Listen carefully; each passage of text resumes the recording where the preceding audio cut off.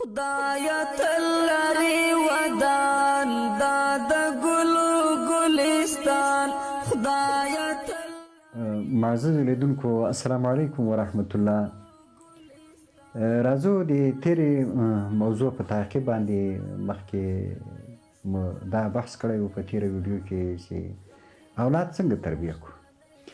د اولاد تربیه هر مسلمان او هر انسان ته ډیره د قدر وړ او ضروري خبره ده چې اولاد یو نیک څوک جوړ شي او ټولنې ته د ښه ژوند دپاره او د خوشحال ټولنې دپاره یو څوک وړاندې کړي. دا هر پلار غواړي، هره مور غواړي چې یو نیک ماشوم ولري. نیک ماشوم او د ټولنې په ګټه باندې ماشوم هغه وخت رامنځته کېږي چې کله موږ تاسې یو نیکه تربیه ورکړو. نیکه تربیه څنګه باید ورکړو؟ راځو ودې موضوع ته. لومړی چې کله ماشوم ودې ته راورسېږي چې هغه په خبرو باندې پوه شي او هغه خبرې وکوي او هغه څه درکولی شوی، نو تر ټولو باید له وړاندې د ماشوم په ذهن کې دا کېنوو چې دا عقیده ور زده کړو چې موږ د الله مخلوق یو، الله پیدا کړي یو او الله جل مجده مینه او محبت یې په ذهن کې کېنوو. دا عقیده ور زده کړو چې الله کوونکی ده، ټول چارې او ټول کارونه او ټولې کړنې یوازې د الله په قدرت باندې کېږي. هیڅ کائناتو کې هیڅوک هم د دې صلاحیت نه لري او د دې ظرفیت نه لري چې هغه کارونه وکوي. کارونه ټول الله جل مجده ورباندې کوي. دا عقیده باید ماشوم ته ور زده کړو او دا ماشوم په ذهن کې د الله مینه په ماشوم ته الله جل مجده سره دا ماشوم باید مینه پیدا کړي او د هغه یووالی ورته وښیو چې الله واحد لا شریک ده او په کارو کې برلاسی ده او الله جل مجده ټول کارونه په مخ باندې وړي. دا د ماشوم په ذهن کې دا ورکېنوو چې اسمان، لمر، سپوږمۍ، غرونه، ځمکه، ټول دریابونه، هر څه الله پیدا کړي دي. کله چې ماشوم په دې ذهن باندې رالوی شي او دغه ذهن د الله جل مجده د وحدت او د الله د مینې ذهن په کېنوي دا خبره، نو بیا ماشوم زندگی وسا کېږي او د الله له عباداتو سره یې مینه پیدا کېږي. له الله باید وهم ویروو چې دا ګوره څونه ټول نعمتونه الله موږ ته راکوي، د دې لپاره بیا الله جل مجده موږ ته جنت پیدا کړی ده او هغه څوک چې مطیع بنده وي هغه ته جنت ورکوي، هغه څوک چې د الله نافرمانه بنده وي هغه ته دوزخ ورکوي. ګوره الله جل مجده قهار ذات هم ده. کله چې ماشوم په دې ذهن باندې رالوی شي او دغه یې په ذهن کې کېنول شي، بیا د ماشوم اخلاق هم سمېږي. او کله ماشوم په دې ذهن باندې رالوی شي چې موږ یو څوک څاري او په موږ باندې الله جل مجده قادر ده، لکه څنګه چې لقمان حکیم خپل زوی ته نصیحت کوي چې که یو د شارشم دانه په ډبره کې دیني یا په اسمانو کې یا په ځمکه کې هر چیرې چې وي الله جل مجده یې بیرته هغه راوستی سوی ورباندې قادر ده. نو ماشوم باید په داسې ذهن باندې رالوی او ورسره د والدینو د مور او د پلار عزت هم د ماشوم په ذهن کې باید له ماشوم والي کېنول شي. ځکه الله په قرآن کې وایي ان اشکر لی ولوالدیک.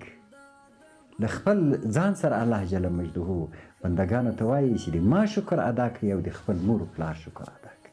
نو د مور و پلار هم باید احترام وکوي. لومړی باید ماشوم ته دا ور زده کړل شي چې مور او پلار باید په خپل نامه ونه بلل شي او د مور او پلار احترام ور زده کړي. د مور او د پلار له مخه باید ماشوم داسې کېنول شي چې هغه پښې ونه غځوي، هغه باید داسې کېنول شي چې مثلا د یو ډېر احترام او یو مدب شخص باید جوړ شي. تر څو پورې چې د مور و پلار احترام د ماشوم په ذهن کې کېنول شي، بیا د ټولنې احترام هم کوي. دا بیا له بد اخلاقي چه راګرځي. ماشوم چې کله په دغه ذهن باندې په دې روحیه باندې رالوی سي نو بیا د ټولنې د هوسایي سبب ګرځي. او ورسره د ماماګانو بې احترامي ډېر خلک داسې دي، ډېر خلک داسې چې هغه د ماشوم په مخ کې د ماماګانو بد بیانوي، سپکې بیانوي. او ډېر پلرونه داسې دي چې هغه د دې ماشوم په وړاندې باندې د دې ماشوم د مور بې عزتي او بې احترامي کوي.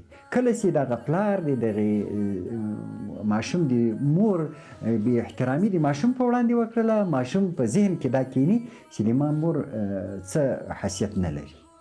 دا د یو څو کلو بعد بیا دا عکس العمل ښیي دا ماشوم چې هغه دغه مور بیا احترام او عزت نه کوي. ماشوم ته باید ور زده کړل سي چې د مور احترام وکړه. ماشوم ته باید ور زده کړل سي چې د مور د غږېدا په وخت کې، د خبرو په وخت کې، د پلار د خبرو په وخت کې ماشوم باید چوپ پاتې سي. د پلار او د مور خبرې باید قطع نه سي. او د پلار باید د ماشوم په مخ کې په مور باندې د ماشوم په مور باندې باید په لوړ اواز باندې خبرې ونه کوي. او خاص کر جنگ و جنجال دا د ماشوم په ذهن کې یو بد تاثیر کوي. لہذا د پلار او د مور احترام د ماشوم په ذهن کې کېنول ډېر ضروري. ځینې مندې بیا داسې دي، زه تاسو ته یو نکته یادوم. ځینې مندې داسې دي چې د پلرونو عظمت د ماشوم په ذهن کې په مادیاتو باندې راولي چې ولې تا پلار ته پلاني شی نه دی اخیستی، تا ته یې پلاني څه نه دی راوړي، نو د دې باید احترام وکړي. خو ماشوم باندې دا بد تاثیر کوي. څنګه بد تاثیر کوي؟ ولې؟ ځکه داسې بد تاثیر په دې کوي چې دا د مادیاتو په مقابل کې دا د پلار احترام کوي. کله که هغه مادیات بیا نه وي او مادیات موجود نه وي، بیا دغه ماشوم د دې پلار احترام نه کوي. لہذا من د پلار احترام د دې ماشوم په ذهن کې د ده د شخصیت له نګاه ورواچوي. مثلا ورته ودې وایي چې دا د پلار ده او د دې پلار عزت په تا باندې لازم ده، ځکه دا د تا د ژوند سبب ګرځېدلی ده او دا د تا د ژوند د دنیا ته د راوړلو سبب د تا پلار ګرځېدلی ده. ته چې په دنیا کې موجود یې او زندگی کوي او په آینده کې به بیا که په دغه ښایسته ذهن رالوی سي او جنت ته ځي، نو هغه به په هغه صورت کې ځي چې ته د پلار احترام وکوي، ځکه دا دغه د تا یو مجازي منعم ده، په تا باندې نعمت کړی ده، د تا د وجود سبب دی ګرځېدلی، په مادیاتو باندې نه. کله چې ماشوم په مادیاتو باندې د پلار احترام کوي، دا د ماشوم په ذهن کې بیا پاتېږي چې کله هغه دغه نه وي، مادیات نه وي، بیا د پلار احترام نه کوي. لہذا مور د دې ماشوم په مخ کې د کاکاګانو د دې پلار د ورونو بې عزتي نه کوي او پلار د دې ماشوم په وړاندې باندې د ماشوم د ماماګانو بې عزتي نه کوي. وجه یې دا ده چې دغه ماشوم بیا په دې ذهن باندې رالویږي چې هغه د ماما احترام هم نه کوي او د کاکا احترام هم نه کوي، ځکه د ده په ذهن کې دا کېنول سوه، دا خبره له ماشومتوبه دا خبره کېنول سوه چې د ما ماما هیڅ حیثیت نه لري، د ما کاکا هیڅ حیثیت نه لري، ځکه د ما مور و پلار هغه ته په احترام باندې قایل دي. لہذا موږ چې ټولنه جوړوو او یو خوندوره ټولنه جوړوو، نو باید د ماشوم په ذهن کې له وړاندې دا شیان باید کېنوو. والسلام علیکم ورحمة الله وبرکاته.